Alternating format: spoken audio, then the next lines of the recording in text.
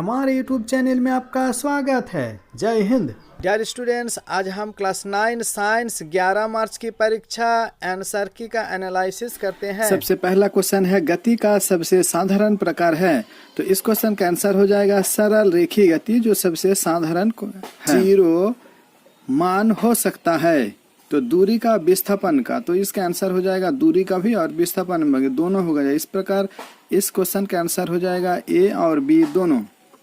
उसके बाद तीसरा क्वेश्चन है कौन ग्राफ असमान चाल को दर्शाता है। तो यहाँ असमान चाल को दर्शाता है क्वेश्चन नंबर सी, क्योंकि यहाँ भी हम लोग ग्राफ से भी देख सकते हैं कि यहाँ असमान चाल है।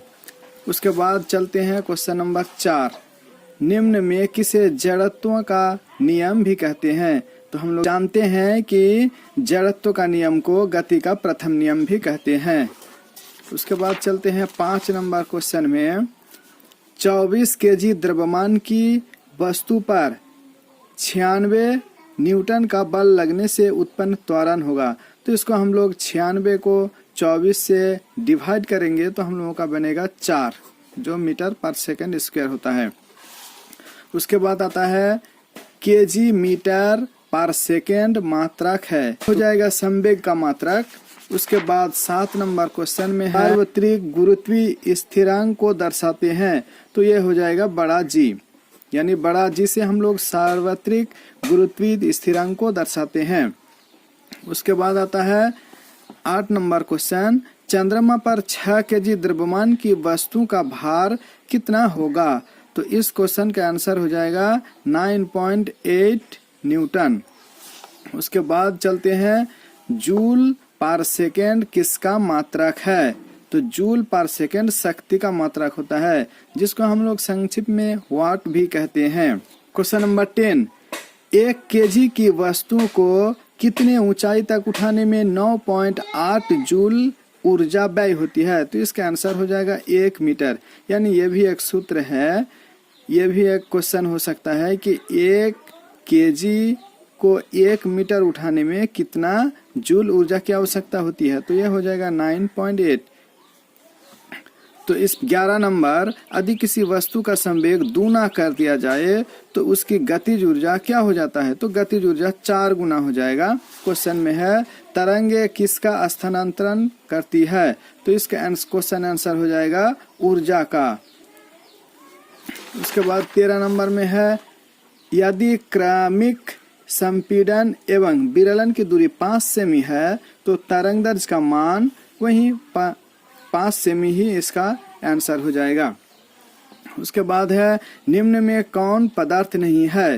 तो लालटेन, चम्मच, कलम, ये सब कहीं ना कहीं स्थान घेरता है, लेकिन जो विचार है वो जगह नहीं घेरता है।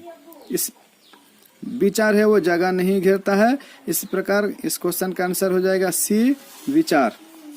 उसके बाद रहता है तापक्रम का या तापमान का एसआई मात्रा क्या है। तो इसका आंसर हो जाएगा केल्विन, यानी तापमान को हम लोग केल्विन से मापते हैं। उसके बाद आता है 16 नंबर क्वेश्चन, गैस का द्रव में परिवर्तन कहलाता है। यानी गैस को अगर जमा कर देंगे तो उसको संघनन बोलते हैं। इस क्वेश्चन का आंसर हो जाएगा सी, संघनन। उसके बाद देखते हैं कि बारूद है एक, तो बारूद एक मिश्रण होता है। उसके बाद देखते हैं कि 18 नंबर, निम्नलिखित में कौन कोलाइडल नहीं है। तो दूध, रक्त और धुआं जो है ये सब कोलाइडल है, लेकिन वायु जो है ये कोलाइडल नहीं है। निम्न में द्रव में कौन अनिश्चित है। तो इसका आंसर हो जाएगा आकार, क्योंकि द्रव में अनिश्चित आकार होता है और जिस बर्तन में रखा जाता है उसी का आकार धारण कर लेता है। इस प्रकार 20 नंबर में है निम्न में कौन द्विपरमाणुक है। तो द्विपरमाणुक है हम लोगों का क्लोरीन।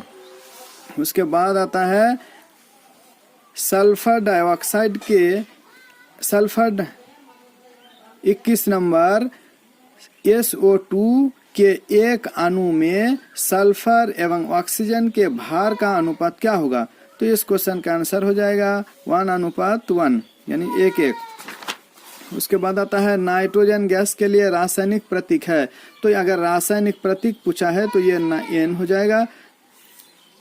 इस प्रकार अगर 23 नंबर क्वेश्चन में 0.5 मोल कार्बन डाइऑक्साइड का द्रव्यमान है तो इस क्वेश्चन का आंसर हो जाएगा 22 यानी 22 ग्राम, क्वेश्चन नंबर ए।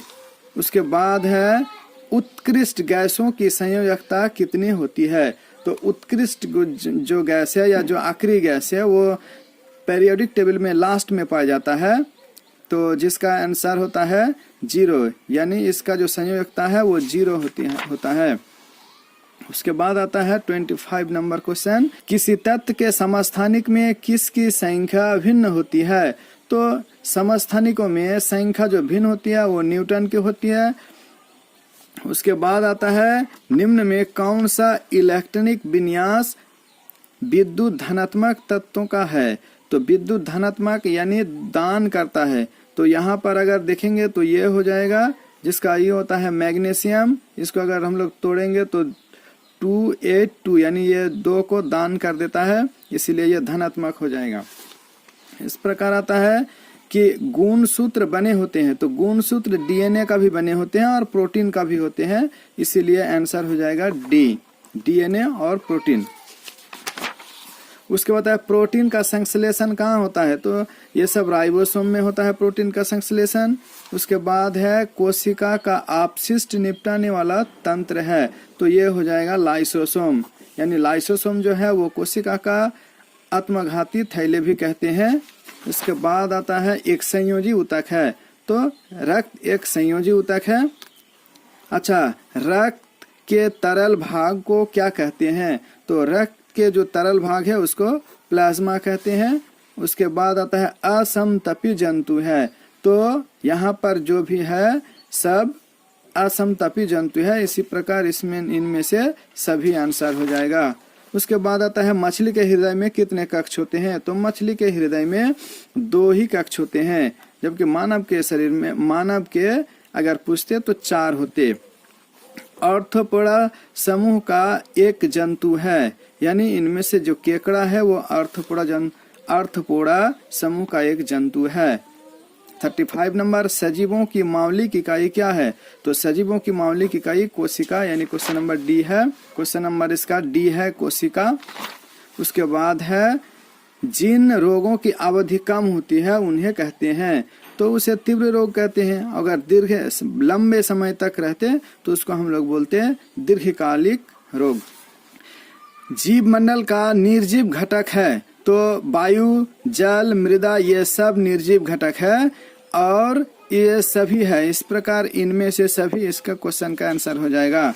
उसके बाद देखते हैं कि शुक्र एवं मंगल ग्रहों पर वायुमंडल का मुख्य घटक है, तो ये हो जाएगा कार्बन डाइऑक्साइड, यानी यही सब पाया जाता है ज्यादातर शुक्र और मंगल ग्रहों में। उसके बाद आता है मधुमक्खियां फूलों से एकत्र करती हैं, यानी क्या जमा करते हैं। तो ये मकरकंद और पैरक दोनों करते हैं। इस प्रकार इस क्वेश्चन का आंसर हो जाएगा ए और बी दोनों। अब अंडे देने वाले मुर्गी को क्या कहते हैं। तो अंडे देने वाले मुर्गी को कहते हैं लेयर और मांस देने वाले मुर्गी को कहते हैं ब्रायलर।